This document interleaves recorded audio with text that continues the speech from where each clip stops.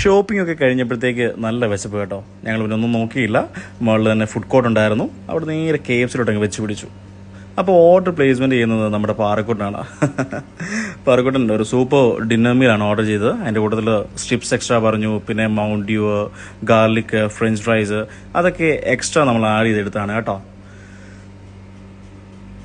അപ്പോൾ order placement ഒക്കെ തകൃതിയായിട്ട് തന്നെ നടക്കുന്നു. നമ്മൾ കുറച്ച് മുന്നേ ഒരു കണ്ടെയ്നർ സെറ്റ് റിട്ടേൺ കൊടുത്തിട്ട് അതിൻ്റെ പൈസ നമ്മൾ തിരിച്ച് വാങ്ങിച്ചിരുന്നു.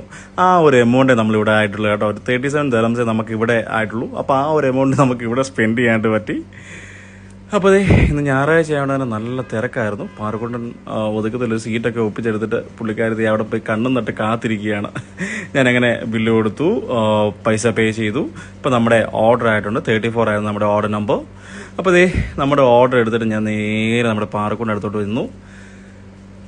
പിന്നെ ഞാനും ഇരുന്നു.